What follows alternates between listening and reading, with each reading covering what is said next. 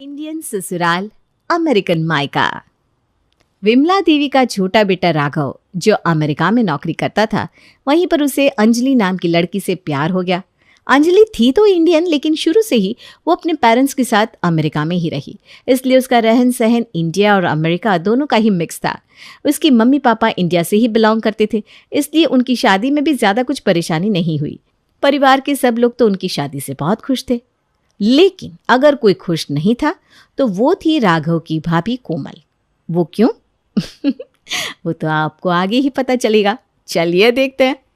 देखो तो जरा, इस महारानी के घर में आते ही सब लोग कैसे फूल की तरह खिल रहे हैं।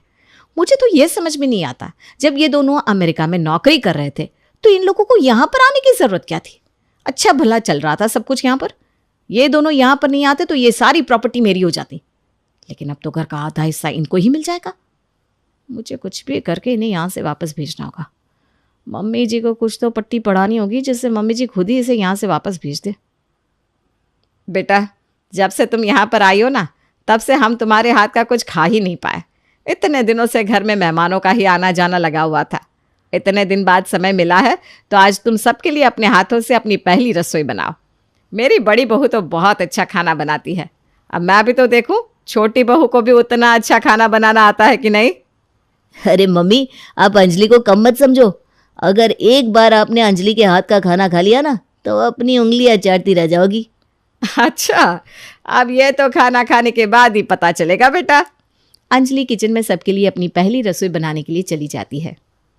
ओफो, मुझे तो इंडियन कुछ बनाना आता ही नहीं। बस बर्गर पिज़्ज़ा बनाना आता है, वही बनाना पड़ेगा। पता नहीं सबको पसंद आएगा कि नहीं।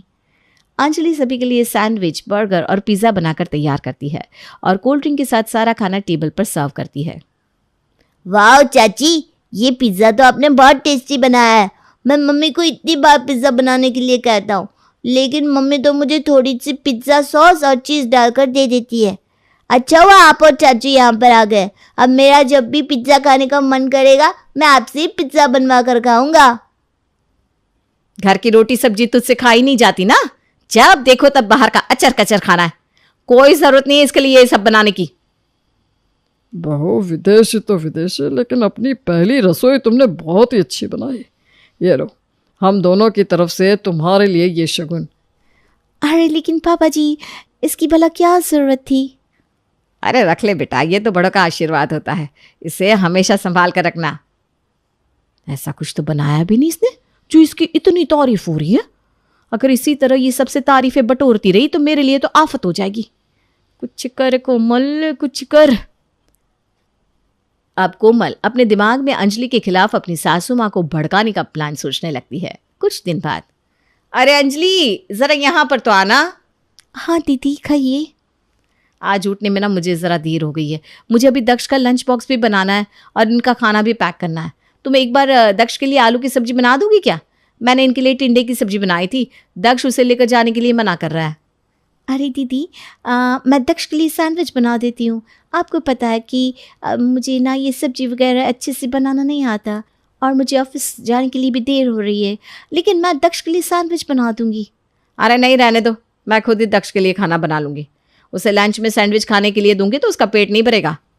नहीं नहीं दीदी, मैं उसके लिए 2 सैंडविच बना दूँगी। अरे नहीं, ज़्यादा ब्रेड खाएगा तो उसका पेट खराब हो जाएगा। तुम्हें ऑफिस के लिए देर हो रही है ना, जाओ ऑफिस जाओ, मैं देख लूँगी। ठीक है दीदी।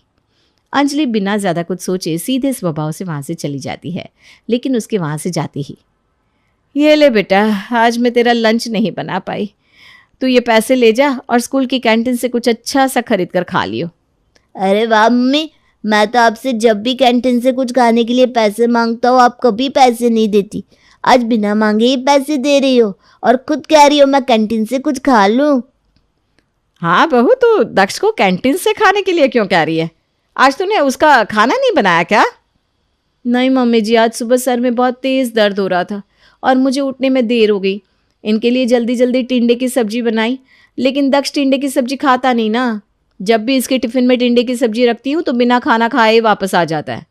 अभी सब्जी बनाने का टाइम नहीं है, इसलिए इसे कैंटीन से खाने के लिए पैसे दे रही हूँ। अरे बहू, अगर तेरी तबीयत खराब थी तो अंजलि बहू को सब्जी बनाने के लिए कह देती। छोड़िए ना मम्मी जी, बस अब क्या बोलूँ। ये ले बेटा पैसे और ध्यान से स्कूल जाना। Okay mummy. अरे बहू क्या बात है, तू मुझे कुछ परेशान सी लग रही है। आज तक तूने मुझसे कोई बात नहीं छुपाई, तो अब क्यों छुपा रही है? कुछ भी आपसे छुपा नहीं है मम्मी जी। आप तो जानती हैं कि राघव और अंजलि दोनों जॉब करते, लेकिन मेरी तरह अंजलि भी तो इस घर की बहू है ना, और बहू होने के नाते इसकी भी तो घर के प्रति कुछ जिम्मेदारियां हैं। आज मैंने उसे दक्ष के लिए सब्जी बनाने को बोला तो उसने साफ बोल दिया मुझे ऑफिस जाने में देर हो रही है और मैं कोई सब्जी वब्जी नहीं बना सकती। वो दोनों तो अपना खाना पीना बाहर ही करते हैं, लेकिन परिवार में रहने के बाद इंसान की कुछ जिम्मेदारियां भी तो होती है। बात तो बिल्कुल ठीक कह रही है बेटा, चल परेशान मत हो, इस बारे में मैं अंजलि बहू से बात करूंगी। नहीं नहीं मम्मी जी, रहने दीजिए आप, वरना वो सोचेगी कि मैं आपको उसके खिलाफ भड़काती रहती हूँ। और सच बताऊं तो जिसे समझना होता है ना वो खुद ही समझ जाता है, उसे किसी के कहने पर की ज़रूरत नहीं पड़ती। खैर मेरे सर में ना बहुत दर्द हो रहा है मम्मी जी, मैं अपने कमरे में आराम करने जा रही हूँ। मैंने आपके और पापा जी के लिए नाश्ता बनाकर टेबल पर लगा दिया है। अच्छा ठीक है बहू, तू जाकर आराम कर ले। शर्म आनी चाहिए अंजलि बहू को, नौकरी करती है तो इसका मतलब ये थोड़ी ना है कि घर की सारी जिम्मेदारियां ही भूल जाएगी। तेरी इतनी तबीयत खराब होने के बावजूद भी तूने सारा काम किया। कोई बात नहीं मम्मी जी। कोमल अपनी सास के मुंह से अंजलि की बुराई सुनकर अंदर ही अंदर बहुत खुश होती है और खुश होती हुई अपने कमरे में चली जाती है। चलो मम्मी जी के मन में उसके लिए एक बीज तो बो दिया।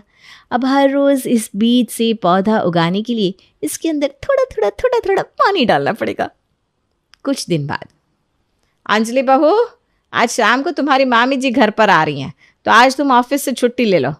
लेकिन मम्मी जी आज तो ऑफिस में मेरी बहुत इंपॉर्टेंट मीटिंग है, लेकिन फिर भी मैं हाफ डे लेकर घर आ जाऊंगी। अरे नहीं नहीं, चाहे कुछ भी हो लेकिन आज छुट्टी लेनी ही पड़ेगी। अरे घर पर मेहमान आ रहा है तो घर की अच्छी तरह साफ सफाई करनी पड़ेगी, और कई लोगों का खाना भी बनाना है, तो दोपहर से ही कुछ चीज़ें बनाने की तैयारी शुरू करनी पड़ेगी। अब कोमल बहू अकेले क्या क्या करेगी? तुम आज छुट्टी ले लो। लेकिन क्या है? जब से यहाँ आई हो बस हर रोज़ ऑफिस चली जाती हो। घर के सारे काम की जिम्मेदारी सिर्फ कोमल बहू की थोड़ी ना है। हर रोज नहीं तो कम से कम कभी कभी तो तुम्हें काम में उसका हाथ बटाना चाहिए। अब आप भी सोच रहे होंगे कि कहीं ना कहीं विमला देवी ठीक ही तो कह रही है, लेकिन असल बात तो ये थी कि अंजलि साफ सफाई और किचन की बहुत सारे कामों में कोमल का हाथ बटाती थी, लेकिन कोमल इतनी चतुराई से उससे काम करवाती थी कि वो बातें किसी को घर में पता ही नहीं चल पाती थी। हे भगवान, अगर इसने अभी सबके सामने बोल दिया कि घर के काम में मेरी मदद करती है तो मेरा तो भांडा ही फूट जाएगा। बोल, अब कुछ बोल क्यों नहीं रही है? घर के काम को लेकर तेरी कोई जिम्मेदारी है कि नहीं? लेकिन मम्मी जी मैं तो। अरे कोई बात नहीं अंजलि, अगर तुम्हें ऑफिस जाना इतना ही ज़रूरी लगता है तो तुम ऑफिस चली जाओ और हाफ डे में आ जाना। हाँ नहीं नहीं बहू, आज ये कहीं नहीं जाएगी, तेरे साथ घर।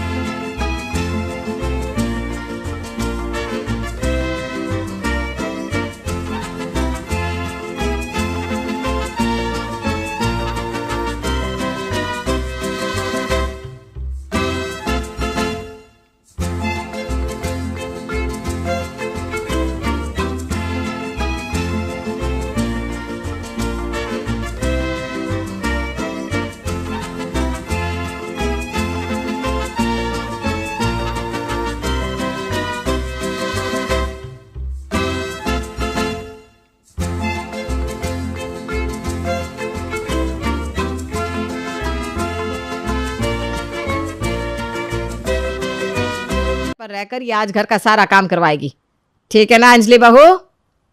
जी माँ जी। अब अपनी सासू माँ के सामने दिखावा करने के लिए कोमल घर की साफ सफाई में लग जाती है और बार बार अपनी सासू माँ की नज़रों में आकर घर को अच्छी तरह साफ करती है। शाम के समय पूरा दिन साफ सफाई कर करके मेरे तो सर में बहुत तेज़ दर्द हो रहा है। मम्मी जी आज मैं खाना बनाने की जिम्मेदारी अंजलि को दे दूँ क्या? अरे क्यों नहीं बेटा, वैसे भी आज तक जब भी घर पर मेहमान आया तो सबके लिए खाना तूने ही बनाया है। एक बार अगर वो मेहमानों के लिए खाना बना देगी तो क्या हो जाएगा? अंजलि बहू, अंजलि बहू। अंजलि जल्दी से वहाँ पर आती है। जी मम्मी जी। बेटा मैं चाहती हूँ कि आज तू सब मेहमानों के लिए खाना बना। तुम्हारी मामी जी ने कोमल बहू के हाथ का खाना तो कई बार खाया है, तो इस बार उनके लिए खाना तुम ही बना लो। वैसे भी कोमल बहू की तबीयत ज़रा ठीक नहीं है, तो खाना तुम्हें ही बनाना पड़ेगा। लेकिन मम्मी जी, आपको पता है मुझे इंडियन खाना अच्छी तरह बनाना नहीं आता। मैं अकेले सबके लिए अच्छा खाना नहीं बना पाऊँगी। मैं काम करती हूँ, मुझे जो कुछ बनाना आता है वो मैं घर पर बना लेती हूँ, बाकी का खाना मैं बाहर से ऑर्डर कर देती हूँ।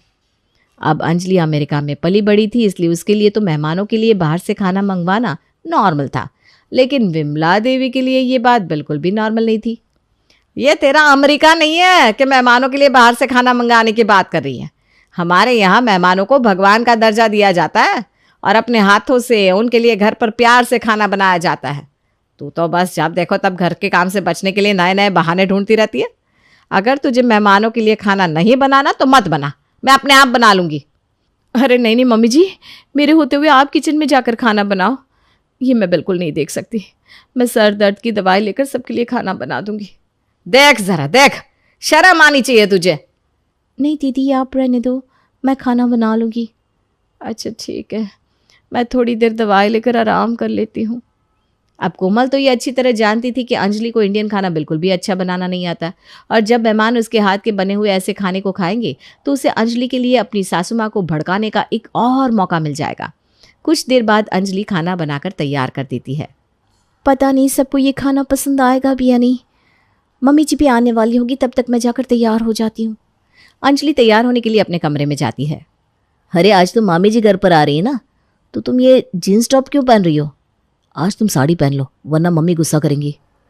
पहननी तो मुझे साड़ी थी, लेकिन उस दिन जब मैं अपनी रेड वाली साड़ी प्रेस कर रही थी तो वो जल गई, और मेरी ग्रीन वाली साड़ी ड्राई क्लीनर के पास है। अब जानते हो कि मेरे पास सिर्फ 2 ही साड़ियाँ हैं, अब जो कपड़े हैं वही पहनने पड़ेंगे ना। अच्छा ठीक है। कुछ देर बाद उनकी मामी जी घर पर आती है और अंजलि सबके लिए टेबल पर खाना सर्व करती है। वैसे छोटी बहू दिखने में तो बहुत सुंदर है, लेकिन कपड़े पहनने का रहन सहन लगता है सीखा नहीं है अभी तक हमारे वाला। अभी भी अमेरिका वाली ही आदत अपनाई हुई है बहू ने। बेटा, हम समझ सकते हैं कि तुम बचपन से अमेरिका में पली बड़ी हो, लेकिन ये तुम्हारा ससुराल है, और ससुराल में जब मेहमान आते हैं ना, तब तो कम से कम तुम्हें साड़ी पहननी चाहिए। वो मामी जी, अरे कोई बात नहीं ना मामी जी, अभी इसकी शादी को टाइम कितना हुआ है, धीरे धीरे सीख जाएगी। वैसे आज सारा खाना अंजलि ने ही बनाकर तैयार किया है। जल्दी से खाना शुरू कर देते हैं, वरना खाना ठंडा हो जाएगा। सबको सर्व कर दो ना अंजलि। जी दीदी। अंजलि सभी की प्लेट में खाना सर्व करती है, लेकिन जैसे ही सब लोग खाना खाते हैं, छी छी छी, ये कैसा खाना बनाया है बहू तुमने?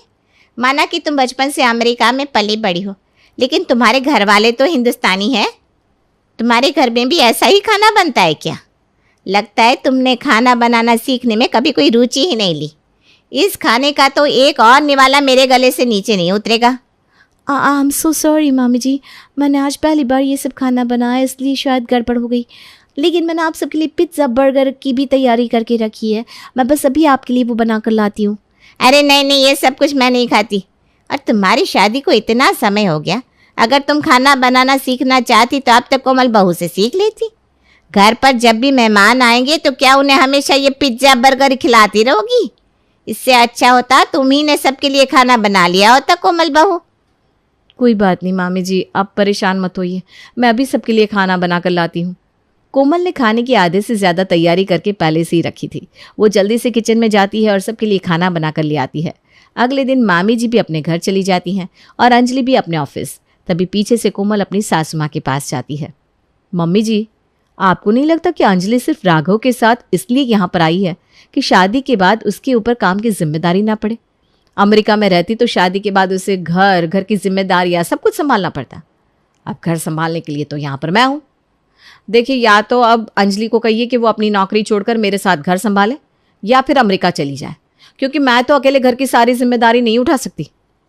मैं तेरी बात समझ रही हूँ बेटा, लेकिन ना तो मैं उसे नौकरी छोड़ने के लिए कह सकती हूँ और ना ही अमेरिका वापस जाने के लिए, क्योंकि अगर वो अमेरिका वापस जाएगी तो उसके साथ राघव भी अमेरिका चला जाएगा, और मैं नहीं चाहती कि मेरा बेटा फिर से मुझसे दूर चला जाए।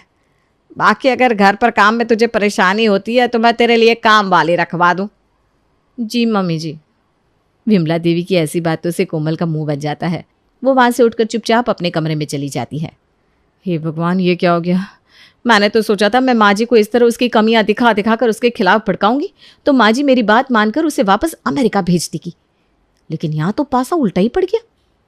अब मुझे बात तो समझ में आ ही गई है कि मम्मी जी उन दोनों को वापस अमेरिका तो कभी जाने ही नहीं देंगी, इसलिए अब मुझे घर का बंटवारा करना पड़ेगा। आखिर मैं क्यों अकेली मम्मी जी और पापा जी की जिम्मेदारी मैं संभालूं, हैं?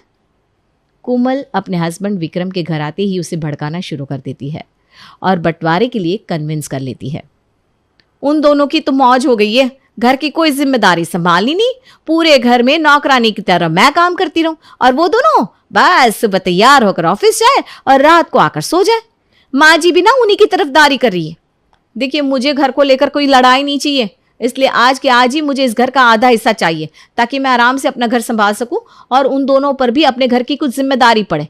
तब मम्मी पापा को भी उनकी असलियत समझ में आएगी। तुम ठीक कह रही हो कोमल, मैं इस बारे में मम्मी पापा से बात करता हूँ। विक्रम अपने मम्मी पापा के पास जाकर इस बारे में बात करता है। उसकी ये बात सुनकर उसके मम्मी पापा भी हैरान हो जाते हैं। ये तो क्या कह रहा है बेटा, अचानक तेरे दिमाग में ये बंटवारे की बात कहाँ से आ गई? पापा, आज नहीं तो कल घर में बंटवारा तो होना ही है और कोमल भी अकेले घर की जिम्मेदारियां उठाते उठाते परेशान हो गई है। बंटवारा हो जाएगा तो वो अपने घर की जिम्मेदारी उठाएगी, अंजलि अपने घर की। अब प्लीज़ घर का बंटवारा कर दीजिए।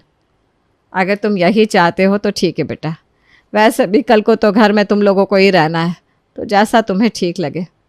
विमला उन दोनों के लिए घर का बंटवारा कर देती है और दोनों भाई अब अलग अलग रहने लगते हैं। उन्हें अलग रहते हुए अभी एक ही दिन बीता था कि अगले दिन, कोमल बहू ज़रा मेरे लिए एक कप चाय तो ले आ, सर में बहुत तेज़ दर्द हो रहा है। आप लोगों के लिए चाय बनाने का ठेका क्या सिर्फ मैंने ही लिया हुआ है? हैं? घर का आधा हिस्सा अपनी छोटी बहू के नाम पर किया है ना, तो अब जाकर उसी के पास रहो। आज तक मुझे आपकी जितनी सेवा करनी थी मैं बहुत कर चुकी। आज के बाद आपकी छोटी बहू आपकी सेवा करेगी। अब मैं किसी और की सेवा नहीं करने वाली। अगर यहाँ पर रहना है तो अपना काम खुद करना, वरना कहीं और जाना है तो आपकी मर्जी। कोमल जब इस तरह से अपनी सासू माँ से बात करती है तो उसकी सासू माँ के मान सम्मान को उसकी बातों से बहुत ठेस पहुँचती है और विमला देवी के लिए खुद से ज़्यादा उनकी पति का मान सम्मान बहुत मायने रखता था। अगर उसकी तरह ही कोमल अपने ससुर जी से भी इस तरह बात करती तो विमला देवी सह नहीं पाती, इसलिए वो अपने पति के साथ अपने छोटे बेटे के घर चली जाती है और उन्हें सारी बात बताती है। अंत में तो हमें यही दिन देखना था, लेकिन कोई बात नहीं बेटा, बुढ़ापे के कुछ साल है जैसे तैसे कट जाएंगे। मैं और तुम्हारे पापा ये कुछ साल हमारे गांव वाले घर में ही बिता लेंगे। आपने ऐसा सोचा भी कैसे मम्मी जी? मैं अमेरिका से इसलिए यहाँ पर आई थी ताकि आपके साथ रह सकूँ, वरना अमेरिका छोड़ने का हमारा और दूसरा कोई रीज़न नहीं था। हम दोनों अभी यही बात कर रहे थे कि इतने साल तक आप भाभी के साथ रहे तो अब हमारे साथ रहना। हम दोनों तो खुद ही आपको लेने आने वाले थे मम्मी। यस मम्मी जी, आप दोनों कहीं नहीं जाओगे। आज से हम आपके साथ आपके इसी घर में रहेंगे। ये घर हमारा नहीं बल्कि आपका है। आपके साथ इस घर में रहना हमारा सौभाग्य है। अंजलि की ये बात सुनकर विमला की आंखों में आंसू आ जाते हैं और वो अंजलि को गले से लगा लेती है।